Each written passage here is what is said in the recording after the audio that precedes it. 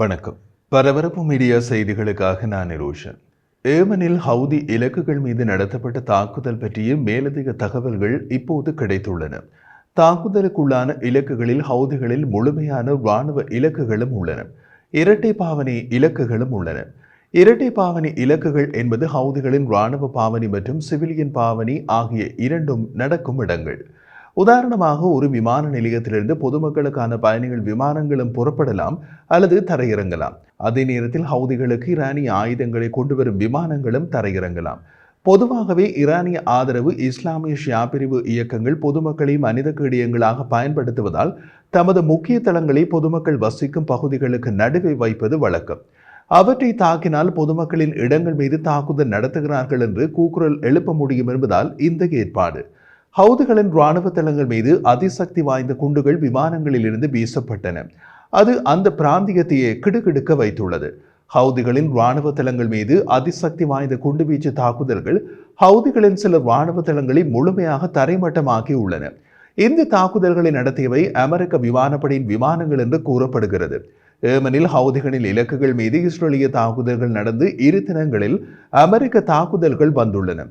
ஹவுதிகள் உலக நாடுகளுக்கான வர்த்தக கப்பல் போக்குவரத்தை குலைக்கும் விதத்தில் தாக்குதல் நடத்துவதால் உலக அளவில் ஏமன் தாக்குதல்களுக்கு கண்டனம் ஏதும் பெரிய அளவில் இல்லை. இஸ்ரேலை பொறுத்தவரை இது ஒரு பிளஸ் பாயிண்ட். ஹமாஸ், ஹெஸ்பொல்லா மீதான தாக்குதல்கள் போல அல்லாமல் சர்வதேச வர்த்தக கப்பல் போக்குவரத்தின் மீது ஹவுதி தாக்குவதால் உலக அளவில் பாதிப்பு ஏற்படுகிறது. விலைவாசி உயர்கிறது. ஹவுதிகளின் மிகப்பெரிய ஆதரவாளருக்கும் அவர் வசிக்கும் நாட்டில் விலைவாசி பாதிக்கும். இது ஆசியா மற்றும் மத்திய கிழக்கில் மிக அதிகமாக உள்ளது. ஹவுதிகளால் கப்பல் கட்டணம் அதிகரித்தால் ஹவுதி ஆதரவாளர்களும் அதற்கு விலை கொடுக்க வேண்டும் என்பதே இதில் உள்ள வேறுபாடு. ஈரானிய ஆதரவு மற்ற தீவிரவாத இயக்கங்களுக்கு எதிராக இஸ்ரேல் பயன்படுத்திய அதே சக்தியுடன் உலக மக்களுக்கு பாதிப்பை ஏற்படுத்தும் ஹவுதிகளுக்கு எதிராகவும் செயற்படும் என்று பிரதமர் பெஞ்சமின் நேத்தன்யாகு எச்சரித்தார். ஹவுதி ஆதரவாளர்கள் அனைவரும் கோடீஸ்வரர்கள் அல்ல. அவர்களில் ஏழை மற்றும் நடுத்தர வர்த்தக முஸ்லிம்களும் உள்ளார்கள். கடந்த ஆண்டு நவம்பரில் இருந்து அவர்களும் ஹவுதி நடவடிக்கையால் ஏற்படும் விலை உயர்வுக்கு விதிவிலக்கானவர்கள் அல்ல. அத்துடன் இஸ்ரேல் இப்போது ஹவுதி தொடர்பான தமது கொள்கையினையும் மாற்றியுள்ளது. இஸ்ரேலிய பாதுகாப்பு அமைச்சர் இஸ்ரேல் காட்ஸ் இஸ்ரேலிய பாதுகாப்பு படை ஹவுதி தலைவர்களை குறிவைக்க தொடங்கும் என்று தெரிவித்தார். நமது தலைவர்கள் மீது யாரும் கை வைக்க முடியாது என்று ஹவுதி ஆதரவாளர்களால் கூற முடியாது. காரணம், ஹமாஸ் தலைவர்கள், ஹெஸ்புல்லாவின் தலைவர் ஆகியோர் இப்போது எங்கே என்று கேட்டால் அவர்களால் பதிலளிக்க முடியாது. ஹவுதிகள் இஸ்ரேலை தொடர்ந்து தாக்கும் போது பெரிய தவறு செய்கிறார்கள் என்று இஸ்ரேலிய அதிகாரி ஒருவர் தெரிவித்தார். அவர் மேலும் கூறிய போது, இன்று லெபனான் ஹெஸ்புல்லா தாக்குப்பிடிக்க முடியாமல் செய்த போர் நிறுத்தம் மற்றும் காசாவில் குறைவான தீவிரமான போர்கள் இருக்கும் போது இஸ்ரேலால் ஏமனில் முழு கவனத்தையும் செலுத்த முடியும்.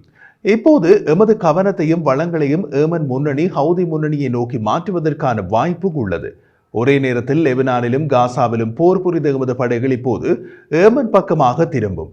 2 இயக்கங்களை எதிர்கொண்ட எமது படைகள் ஒற்றை இயக்கமான ஹவுதியை எதிர்கொள்வது மிகச் சுலபம் என்றார் அவர்.